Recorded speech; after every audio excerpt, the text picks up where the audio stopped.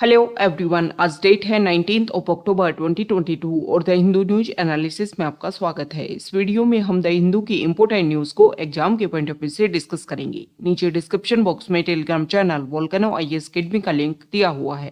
आप Telegram channel Volcano IAS academy के साथ में जुड़ सकते हैं।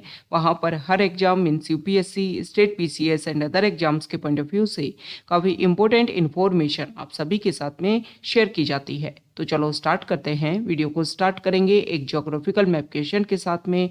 और आज आपका क्वेश्चन ये है कि मरे डार्लिंग रिवर्स को आपको मैप में व्यू करना है। फिर इससे रिलेटेड हर इंपॉर्टेंट फैक्ट्स को एंड इन्फॉर्मेशन को कमेंट बॉक्स में टाइप करना है। कल हमने आपसे क्वेश्चन पूछा था गिर नेशनल पार्क को लेकर के। तो गिर नेशनल पार्क को अगर हम मैप में व्यू करें, हमारे इंडिया के गुजरात स्टेट में लोकेटेड है गिर नेशनल पार्क और एशियाटिक लायन के ओनली नेचुरल हैबिटेट के रूप में भी लोकेटेड है ये नेशनल पार्क। यहाँ पर मालधारी लोग भी रहते हैं। ये जो मालधारी लोग हैं इनको रिलीजियस पेस्टोरल कम्युनिटीज़ के रूप में भी जाना जाता है। और मालधारी लोगों का जो सेटलमेंट्स है जहाँ पर वो लोग रहते हैं उनको नेसेस के नाम से जाना जाता है। तो ये गिर नेशनल पार्क से रिलेटेड बेसिक फैक्ट्स जो हमारे एग्जाम के पॉइंट ऑफ व्यू से इम्पोर्टेंट है। द हिंदू को अगर हम डिस्कस करें तो फर्स्ट इंपॉर्टेंट न्यूज़ है द हिंदू के फ्रंट पेज पर और न्यूज़ रिलेटेड है अभी प्रेजेंट टाइम में parliamentary committee on official language उन्होंने अपनी एक रिपोर्ट जो है सबमिट की है हमारे प्रेसिडेंट ऑफ इंडिया को। और इसमें उन्होंने बोला है कि हिंदी लैंग्वेज के ऊपर फोकस किया जाए। हालांकि ये जो रिपोर्ट है वो पब्लिश नहीं हुई है, लेकिन इसके कुछ र्यूमर्स जो हैं वो इस तरीके से स्प्रेड हो रहे हैं कि हिंदी लैंग्वेज को प्रमोशन के लिए बात यहाँ पर किया गया है, इंग्लिश को एक तरीके से यहाँ पर बाईपास करके और हिंदी को एक डोमिनेंट लैंग्वेज के रूप में यहाँ पर एस्टेब्लिश किया जाएगा। तो इसी को लेकर के तमिलनाडु लेजिस्लेटिव असेंबली ने एक रिजोल्यूशन जो है वो अडॉप्ट किया है और उसमें उन्होंने अर्ज किया है सेंटर से कि इस तरीके की जो रिकमेंडेशन दी गई है इस रिपोर्ट में उनको इम्प्लीमेंट ना किया जाए। उन्होंने बोला है कि जो हमारी डाइवर्सिटी है, जो एक यूनिकनेस है हमारी कंट्री की, उसको हम सर्वाइव करें, उसको हम रेगुलर करें और उसी को फॉलो करते हुए जो चल रहा है उसी तरीके से लैंग्वेजेस को रेगुलर किया जा सके। यहाँ पर उन्होंने बोला है कि हमारी जो शेड्यूल है उसको ऊपर फोकस करके हमारी जो रीजनल लैंग्वेज है उनके प्रमोशन के लिए हम काम कर सकते हैं। साथ ही उन्होंने बोला कि वो स्टूडेंट्स जो सदर्न इंडिया से आते हैं, इंग्लिश डोमिनेंट या फिर वहाँ की रीजनल लैंग्वेज, अगर ये बोला जाए कि हिंदी को ही हायर एजुकेशन में इंस्ट्रक्शन पॉइंट ऑफ व्यू से रखा जाएगा तो फिर उन स्टूडेंट्स के लिए तो काफ़ी ज़्यादा प्रॉब्लमेटिक इशू हो जाएगा। हालांकि इस रिपोर्ट में बोला जा रहा है कि हिंदी को माना ही जाएगा, साथ ही वो स्टेट जहाँ पर हिंदी नहीं बोली जाती है वहाँ पर वहाँ की रीजनल लैंग्वेज के प्रमोशन की बात की जाएगी। लेकिन अगर कोई स्टूडेंट सदर्न इंडिया का और पढ़ रहा है नॉर्दर्न इंडिया में, मान लो यूपी की किसी कॉलेज में उसका एडमिशन हो गया, हिंदी वो जानता ही नहीं, रीजनल लैंग्वेज वहाँ पर यूज़ की जाती नहीं, फिर वो किस तरीके से अपना कम्युनिकेशन, अपनी स्टडी जो है कंप्लीट कर पाएगा। तो उन्होंने बोला है कि जिस तरीके से चल रहा है हिंदी को हिंदी स्पीकिंग जो स्टेट्स है वो रेगुलर कर रहे हैं वो करें, साउथ में जो रीजनल लैंग्वेज साथ ही साथ जो इंग्लिश का डोमिनेंस है उसको फॉलो किया जाए और जो स्टडी है उसमें इंग्लिश को भी एज ए ऑप्शन जो है वो चूज किया जाए ताकि वो स्टूडेंट्स वो अदर स्टेट्स में अगर अपनी स्टडी कंप्लीट करते हैं सदर्न इंडिया के तो उनको कोई भी प्रॉब्लम फेस ना करनी पड़े। ओके, तो यहाँ पर ये जो parliamentary committee on official language, तो ऑफिशियल लैंग्वेज एक्ट जो है उसके बेसिस पर इनको बनाया गया था। पार्लियामेंट्री कमेटी के नाम से आपको यहाँ पर मिसगाइड नहीं होना है कि पार्लियामेंट ने इसका फॉर्मेशन किया, ये इस तरीके से इसको बनाया गया है। और इसने ये जो कमीशन है, ये जो कमेटी है, ये प्रेसिडेंट ऑफ इंडिया के द्वारा बनाई जाती है, तो उन्हीं को अपनी रिपोर्ट देगा। ऐसा नहीं है कि पार्लियामेंट को अपनी रिपोर्ट सौंपेगा जैसे कि पार्लियामेंट्री कमेटीज करती हैं। तो यहाँ पर प्रेसिडेंट ऑफ इंडिया को ये रिपोर्ट देने के बाद में प्रेसिडेंट ऑफ इंडिया जो है वो इसको पार्लियामेंट के दोनों हाउसेज में, इसके अलावा जो स्टेट गवर्नमेंट्स हैं उनको भी इसकी रिपोर्ट जो है वो सेंड की जाएगी। ओके, तो यहाँ पर बात की गई है हमारे इंडिया में ऑफिशियल जो लैंग्वेज हैं उनके बारे में और 8 शेड्यूल जो है उनके बारे में। तो देखो ये जो रिपोर्ट है इसका क्रक्स की अगर हम बात करें तो इसमें सिंपली ये बोला गया है कि जो इंग्लिश है उसका एक तरीके से रोल कम किया जाएगा और हिंदी जो है उनको अगर हम बात करें तो गवर्नमेंट जॉब में अगर अप्लाई करना है तो हिंदी को एक डोमिनेंट लैंग्वेज के रूप में रखा जाएगा। ओके, तो देखो 1963 के टाइम में ऑफिशियल लैंग्वेज एक्ट आया था और उसमें डिसीजन लिया गया था कि इंग्लिश जो है उसको इनडेफिनेट टाइम के लिए अब रेगुलर किया जाएगा। ओके, हमारे कॉन्स्टिट्यूशन का आर्टिकल 343 से 351 तक के जो आर्टिकल हैं वो किसके ऊपर फोकस करते हैं? वो फोकस करते हैं ऑफिशियल लैंग्वेज के ऊपर। ओके, और हमारी जो इंडिया की जो ऑफिशियल लैंग्वेज है रिपब्लिक ऑफ इंडिया की, उसके ऊपर फोकस करते हुए यहाँ पर हमारे कॉन्स्टिट्यूशन के पार्ट 17 में काम किया जाता है। और आर्टिकल 351 जो है ये यहाँ पर यूनियन गवर्नमेंट की एक रिस्पॉन्सिबिलिटी क्रिएट करती है कि वो हिंदी लैंग्वेज के प्रमोशन के लिए काम करे। ओके, अब हमारा जो कॉन्स्टिट्यूशन है उसमें जो 8th शेड्यूल है उसमें कुछ लैंग्वेजेस की बात की गई है, और ये जो लैंग्वेजेस हैं इनके अगर इंक्लूजन की बात की जाएगी, कौन सी लैंग्वेज को यहाँ पर इंक्लूड किया जा सकता है 8th शेड्यूल में, तो इसका कोई भी फिक्स्ड क्राइटेरिया नहीं है। ओके, तो किस तरीके से क्वेश्चन पूछ लेंगे यूपीएससी प्रीलिम्स में, इसी तरीके का तो पूछ लिया जाता है ना। जैसे 8th शेड्यूल को लेकर के क्वेश्चन पूछ लिया गया कि इसमें किसी लैंग्वेज को इंसर्ट करना है तो उसका एक फिक्स्ड क्राइटेरिया है, बल्कि ऐसा कुछ भी नहीं है, कोई फिक्स्ड क्राइटेरिया यहाँ पर नहीं लिखा हुआ है कि इसके बेसिस पर ही किसी लैंग्वेज को 8th शेड्यूल में इंसर्ट किया जाएगा। ओरिजिनली 8th शेड्यूल जो है उसमें 14 लैंग्वेज थी, फिर टाइम के साथ में इसमें और लैंग्वेज जो है वो इंसर्ट की गई, जैसे कि 21st कॉन्स्टिट्यूशनल अमेंडमेंट एक्ट 1967 के तहत इसमें सिंधी लैंग्वेज को ऐड किया गया। उसके बाद में 71st कॉन्स्टिट्यूशनल अमेंडमेंट एक्ट 1992 के 3 इसमें 3 लैंग्वेज को इंसर्ट किया गया, जिनके नेम है कोंकणी, मणिपुरी एंड नेपाली। उसके बाद में अगर हम डिस्कस करें तो 92nd कॉन्स्टिट्यूशनल अमेंडमेंट एक्ट 2003 के थ्रू जो है यहाँ पर 4 लैंग्वेजेस को इंसर्ट किया गया, बोडो, डोगरी, मैथिली एंड संथाली। ओके, और देखो ये संथाल जो है ये भी काफ़ी ज़्यादा न्यूज़ में रहा। हमारी जो प्राइम मिनिस्टर प्रेसिडेंट हैं वो संथाल कम्युनिटी से बिलोंग करती है, तो इसकी वजह से इससे रिलेटेड जो बेसिक बातें हैं वो आपको पता होनी चाहिए। संथाल कम्युनिटी, संथाल लैंग्वेज, तो संथाल लैंग्वेज को 92nd कॉन्स्टिट्यूशनल अमेंडमेंट एक्ट 2003 के तहत जो है वो हमारे कॉन्स्टिट्यूशन में इंसर्ट किया गया 8th शेड्यूल के अंदर।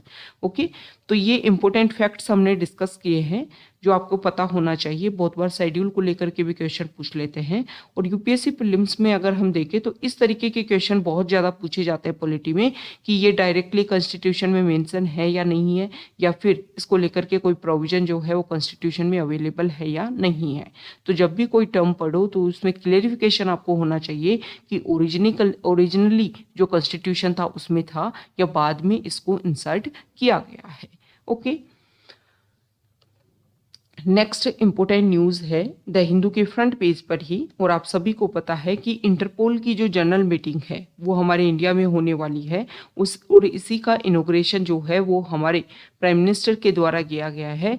4 डे की यहाँ पर जनरल असेंबली मीट होगी इंटरपोल की, और ये 90 मीट है, मतलब 90 नंबर की मीट रहेगी।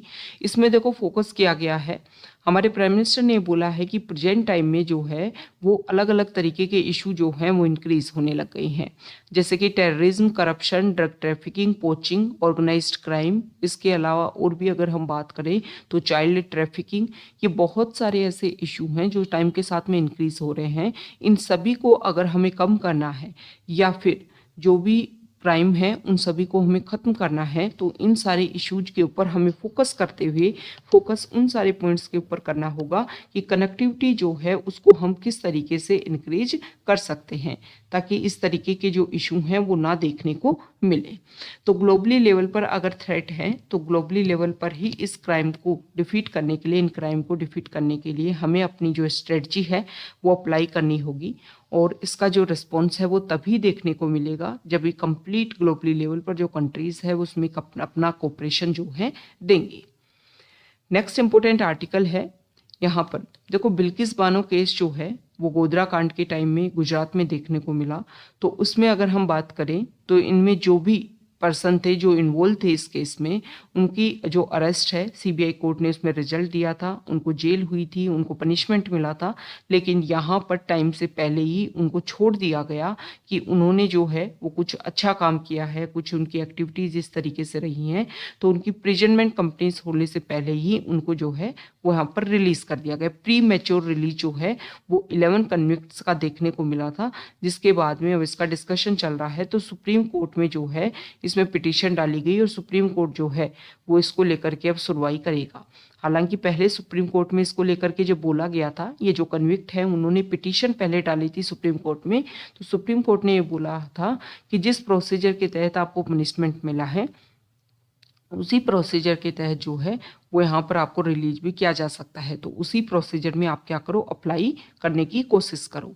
तो यहाँ पर पहले क्या था कि गुजरात में उन्होंने अप्लाई किया तो बोला गया कि महाराष्ट्र में जो सीबीआई कोर्ट है वहाँ पर आपको जो है वो पनिशमेंट मिली थी, तो आप वहाँ पर अप्लाई करो। वहाँ पर अप्लाई करने के बाद में ये देखा गया कि ओरिजिनल जो है उनके रिलेशन गुजरात में देखने को मिला। गुजरात गवर्नमेंट ने फिर यहाँ पर उनका अर्ली डिसीजन के ऊपर, अर्ली रिलीज के ऊपर डिसीजन लिया था, जिसी को लेकर के पिटीशन डाली गई, जो उसकी सुनवाई जो है वो सुप्रीम कोर्ट में देखने को मिलेगी। देखो सीबीआई कोर्ट से अगर रिजल्ट आता है तो उसके बारे में ये बोला गया है कि वो गवर्नमेंट जो अफिलेटेड है, तो इसमें अगर हम बात करें तो रिजल्ट तो महाराष्ट्र में देखने को मिला, तो महाराष्ट्र भी इसमें इन्वॉल्व है। हालांकि गुजरात में जो है वो क्राइम देखने को मिला, तो गुजरात भी इसमें इन्वॉल्व है। साथ ही साथ सेंट्रल गवर्नमेंट जो है वो भी अपना इशू दे, अपनी क्लेरिफिकेशन दे कि हाँ उनको रिलीज किया जाता है, उनकी वजह से सोसाइटी में कोई इशू जो है वो ना देखने को मिलेगा। और ऐसा भी बोलते हैं कि अगर कोई कन्विक्ट जो है वो किसी क्राइम में इन्वॉल्व था, तो जब वो रिलीज उसी बेसिस पर उसको किया जाए कि हाँ अब वो क्राइम करने के लिए एलिजिबल नहीं है, अब वो सेम क्राइम जो है उसको रिपीट नहीं कर पाएगा। लेकिन इस तरीके के हीनियस क्राइम जो है उसमें अगर प्री मैच्योर इस तरीके से रिलीज देखने को मिलता है तो सोसाइटी में एक इस तरीके का मैसेज भी जाता है कि हाँ क्राइम करो और टाइम से पहले प्रीमेच्योर जो है वो रिलीज देखने को भी मिल सकता है। तो जो हमारे रूल्स एंड रेगुलेशन है वो काफ़ी स्ट्रिक्ट होने चाहिए ताकि सोसाइटी में एक अच्छी अंडरस्टैंडिंग जो है वो डेवलप हो सके। नेक्स्ट इंपॉर्टेंट आर्टिकल है, यहाँ देखिए। तो देखो इस आर्टिकल में बताया गया है कि हमारे इंडिया से बहुत सारे एंटीक आइटम जो हैं उनको चुरा लिया जाता है। टाइम टू टाइम हम देखते हैं कि किसी मंदिर में जहाँ हमसे आइडोल जो है उसको चुरा लिया गया, या फिर कोई ऐसी आर्ट गैलरी होती है वहाँ पर से। तो यूएस ने 307 एंटीक आइटम जो हैं वो, यहाँ देखिए पर्सन का नेम भी बता रखा है, सुभाष कपूर।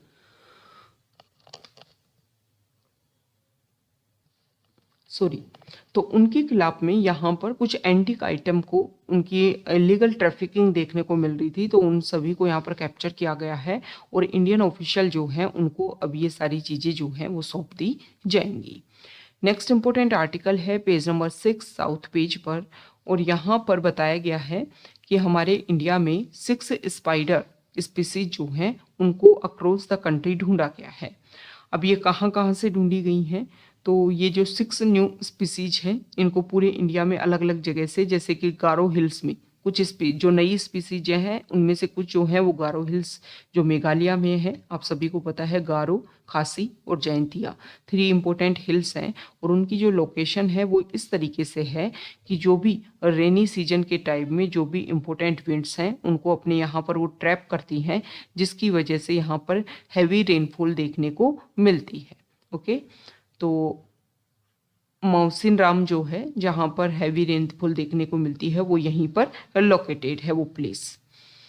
नेक्स्ट अगर हम बात करें तो यहाँ पर जो थार डेजर्ट है राजस्थान वाले रीजन में, वहाँ पर पाई गई है एक स्पीसीज। इसके अलावा वेनाड वाइल्ड लाइफ सेंचुरी से, कोटापारा हिल से जो कोठा मंगलम के पास में है, और थुम्बुर मुझी बटरफ्लाई गार्डन जो अथी रेपल्ली के पास में है, and the university of Calicut campus, इन सभी जगह से ये सारी स्पीसीज जो हैं वो देखने को मिली हैं। यहाँ पर जो आर्टिकल है देखो, अभी केरला में क्या देखने को मिला कि 2 वीमेन जो हैं उनको एविल प्रैक्टिसेस को फॉलो करते हुए, जैसे कि ब्लैक मैजिक, सुपरस्टिशन, इन सभी को फॉलो करते हुए उनकी वहाँ पर क्या की गई थी, एक तरीके से ह्यूमन सेक्रीफाइस वहाँ पर देखने को मिला है। तो यहाँ पर केरला हाई कोर्ट ने स्टेट गवर्नमेंट को इन्फॉर्म किया है कि जो भी स्टेप्स जो हैं वो केरला में ब्लैक मैजिक को या फिर जो भी इस तरीके की एविल प्रैक्टिसेस हैं उन सभी को इरेडिकेट करने के लिए या फिर प्रिवेंट करने के लिए गवर्नमेंट क्या काम कर रही है, उन सभी से रिलेटेड जो भी इम्पोर्टेंट बातें हैं वो बताई जाएं जुडिशरी को, और जल्द से जल्द जो है वो लो लाया जाए ताकि इस तरीके की सुपरस्टिशन जो एक्टिविटीज़ हैं उनको ख़त्म किया जा सके। यहाँ पर जो आर्टिकल है, देखो जापान जो है उन्होंने जीआई टैग के लिए अप्लाई किया है कि निहोन्सु जो एक अल्कोहलिक बेवरेजेस है उसको हमारे इंडिया में जियोग्राफिकल इंडिकेशन के लिए उन्होंने बोला है। न्यू दिल्ली में एम्बेसी ऑफ जापान जो है उन्होंने फाइल किया है कि जियोग्राफिकल इंडिकेशन इसको दिया जा सके। तो पहली बार ऐसा हुआ है, first time a product from Japan has filed for a tag at the geographical indication registry in Chennai. इस फाइलिंग की अगर हम बात करें तो निहोन्सु जो है उसको एक स्पेशल एंड वैल्यूएबल बेवरेजेस माना जाता है जिसको फर्मेंटिंग राइस से बनाया जाता है। पीपल जो है इसको ट्रेडिशनली ड्रिंक करते हैं स्पेशल ओकेजन के ऊपर, फेस्टिवल के ऊपर, वेडिंग्स के टाइम, फनरल्स के टाइम, और लेकिन इसको डेली बेसिस पर भी कंज्यूम किया जाता है। तो एक तरीके से वहाँ के लाइफ स्टाइल और कल्चर का एक इंटीग्रल पार्ट है। जो शेक मार्केट है, almost all are nihonshu is the second largest brewed liquor such as beer market in Japan. ये जो निहोन्सु है इनको 3 मेन रॉ मटेरियल से बनाया जाता है। राइस से kojikin a type of fungal spore and water are required. इसके थ्रू जो है इसको बनाया जाता है। तो यहाँ पर जापान ने अप्लाई किया है कि उनको जीआई टैग दिया जाए, किसके लिए, निहोन्सु के लिए। नेक्स्ट इंपॉर्टेंट आर्टिकल है एडिटोरियल पेज पर, और यहाँ पर जो आर्टिकल है इसमें देखो कल भी हमने डिस्कस किया था कि केरला स्टेट में जो गवर्नमेंट है और वहाँ के जो गवर्नर है उनके बीच में इशू देखने को मिल रहा है।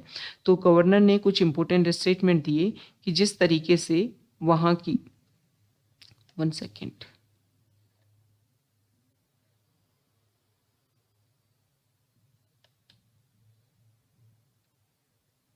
एक मिनट। तो देखो केरला में जो क्या हुआ कि वहाँ की जो गवर्नमेंट है इस आर्टिकल में, ये जो एडिटोरियल पेज पर जो आर्टिकल है, जो स्टेटमेंट दिया वहाँ के गवर्नर ने कि मैं क्या कर सकता हूँ, अगर इंडिविजुअल जो मिनिस्टर है वो इस तरीके के स्टेटमेंट देता है तो उसके खिलाफ में जो है वो कार्रवाई की जा सकती है। तो उसी के बारे में इस आर्टिकल में बताया गया है कि देखो गवर्नर के पास में इस तरीके की कोई पावर नहीं है किसी भी मिनिस्टर को अपॉइंट करना, और ये सारी चीज़ें जो हैं वो चीफ मिनिस्टर की रिकमेंडेशन के बेसिस पर होती हैं। तो अगर उनको हटाना है, मिनिस्टर को हटाना है, तो या तो वहाँ के जो चीफ मिनिस्टर हैं वो इसके लिए सलाह दें या फिर खुद ही वो मिनिस्टर जो हैं वो अपना रेजिग्नेशन दे दें, तब जा कर के ये जो सारे काम है वो